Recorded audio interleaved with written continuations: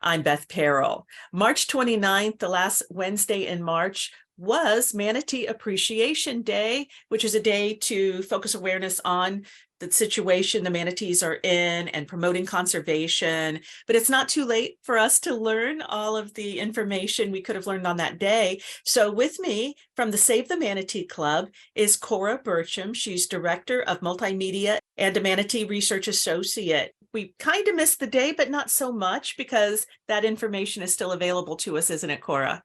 Yeah, absolutely. So thanks so much for having me. And I don't think it's ever too late to celebrate Manatee Appreciation Day. We celebrate it every day pretty much. We always appreciate these guys, and definitely it's not too late to check that out. And people can go to your website, savethemanatee.org, and there's some materials and information and quizzes and that kind of thing that people can look at. Yes, absolutely. So we actually have a dedicated page for Manatee Appreciation Day, like you said, that is savethemanatee.org and then /MAD, or you can just find it by going to savethemanatee.org. And we do have a lot of information. We have, facts, educational videos, some quizzes, e-cards, all those kind of things. So definitely entertaining for young and old. I mean, we're always trying to reach people across the board. It's really important to reach the younger generation, to engage them, but also to provide information for students who might be doing some research on manatees, or just the general public. I mean, we often think of, oh, let's show our young people these, different quizzes or information sheets, but it's good for the old folks too. Absolutely. And I mean, there's a lot of people who come to Florida who may have even lived in Florida all their life, and they're not really familiar with manatees. I mean, I have to admit, I grew up in Germany, and I did not know what a manatee was until 11 years ago. I've always been extremely interested in marine biology. Obviously, I knew what a dolphin was, a walrus, those kind of things, whales, you know that.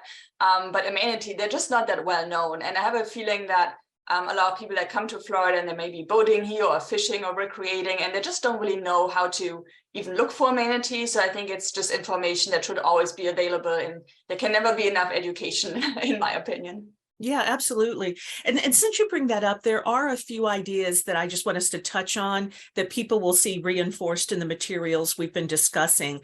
One is that if you are looking at the manatees and you see one that is distressed or sick or injured, we should respond in a certain way. Tell us what that way is.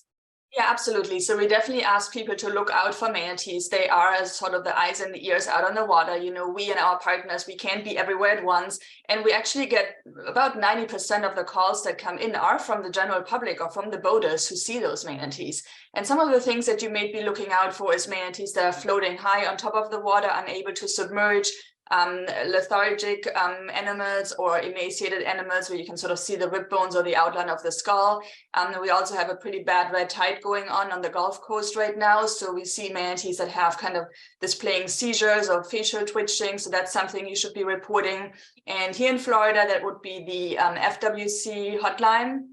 And that's the 1-888-404-3922. You can also find that on our website. And I recommend everyone to have that programmed into their smartphone, or get a little decal sticker from us to put on their boat or their paddleboard. That's sort of the 911 for manatees to have around, when you're out and boating. So definitely reporting these manatees is the first step that can really help them getting rescued. It's really important to report them in time, so there is a chance that these animals can be helped. That number programmed into your phone, especially if you're a boater. And I know our next tip is that you want to stay manatee safe on the water. Yes, absolutely. So if you are boating in Florida, especially right now, manatees are migrating away from their warm water sites. So they're kind of dispersing, and you can find them in fresh, salt, and brackish water. So you'll see them in shallow coastal areas, estuaries, rivers. I mean, they're not confined to one specific water body, and they're really traveling right now. So the most important thing is to obey any slow speed zones. Anytime you see a slow speed zone signposted, slow down, especially in really shallow habitat. Manatees, they eat vegetation, so you won't find them out in the open ocean. You'll find them in really shallow areas, and that's a lot of the times that's where people are boating and fishing. Another thing is to wear polarized sunglasses. They really reduce the glare, so no matter if you're boating or fishing or you just enjoying wildlife, that's a really great way to see manatees. and looking out for, their snouts and what we call the manatee footprint, which is sort of a circular pattern on the top of the water that the manatee makes when it's swimming. So if you see any of those signs, that's a good indication that manatees are around. Another thing to do if you see that manatee, obviously we've gone through a couple of years now of the manatees that are just really starving, and you can tell, but we have to resist that urge to feed the manatees ourselves or give them water. Yes, yeah, that's a good point that you bring up. Luckily, this winter we had less manatees dying from starvation, so we are seeing a little bit of an improvement there, which is promising. But there are definitely still animals out there that are not doing too well. And we do know the public's heart is in the right place, and it might seem like the best and immediate solution to provide food and water for them. But this is actually sort of the worst thing we can do, because anytime we feed wildlife, including manatees, it just teaches them to associate people with food, and they will readily approach, marinas and boats, and that can really put them in harm's way.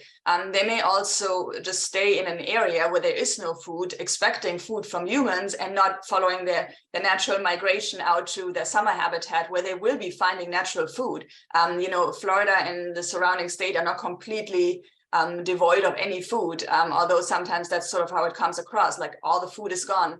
The main problem is really in the winter time, and now that they're migrating out, they actually can't find food sources. If you're feeding them from your dock or your house, they're just going to stick in an area where they're not where they're not really supposed to be. So they definitely can find food. And if you do see manatees that are in poor health, just providing food for them is really not going to fix the problem. They probably need veterinary care. So it's just much better to report them and get them rescued than trying to kind of quote unquote rescue them yourself by just giving them some lettuce or cabbage, which at that point may not even fix their underlying health issues. Okay, and so we're back to calling that number to Florida Fish and Wildlife.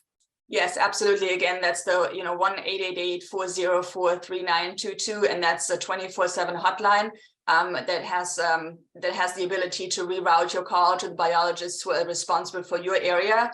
So although somebody may not be able to come out within like 5 minutes or so, they are then aware that there is an animal in distress. And if you have any photos or video you can provide, that's very helpful, so they can kind of see like what state the animal is in and where it's located. So definitely reporting them as sort of the best way to help these guys. The last tip is one that doesn't just impact manatee, but kind of impacts all aquatic wildlife. And that is if we take a pledge to be fertilizer free for manatees. Yes, so that's a really important thing. That's a campaign that we're running right now. It's in its third year, I believe, to be fertilizer free for manatees. So what people can do is take a pledge on our website. And if you are in Florida, you can actually order a yard sign that says, "I'm fertilizer free for manatees." And fertilizer is really, it's one of the many, many different contributors to these large-scale harmful algae blooms that are, the source of the issue that we're seeing right now with all the seagrass die-off. So it's not just fertilizer, but fertilizer is one of the many things. Leaking septic tanks, sewage spills, all those kind of things contribute to that as well. But oftentimes people they feel helpless. We have over 1,100 dead manatees in 2021, over 800 last year. So people really want to find something that they can do. So we just try to give them little tips here and there that they can help with, that everyone can literally do. I mean, you and I, if we have a lawn, that's something that we can do. Now, that's not going to fix all of the problems, but it's like one step that literally everybody can do. So if you head to our website, or you can go to fertilizerfree.org, that links to that pledge as well. So that's something that everybody can do. People can go to savethemanatee.org. Just give us a summary once more of the kind of information people can find there. Yeah, so on our website, people can really find a variety of information, a lot of educational facts, a lot of educational videos that we're making, a lot of action alerts. So if we need the public's help for like a bad bill that can affect manatees, that's what they can find on our website. We also have our webcams that they can watch. We have a lot of information for students and educators. So really kind of something for everybody. And also, if you have any questions about manatees, that's a good way to contact us through the website, so we can reroute that to the appropriate staff and get back to you. So we always try to interact with our audience. And also you can follow us on social media if you have, Facebook, Twitter, Instagram, those kind of things. We have a lot of fun content on there as well. Cora Berchem is Director of Multimedia and a Manatee Research Associate with the Save the Manatee Club. Online, savethemanatee.org. I'm Beth Perrell.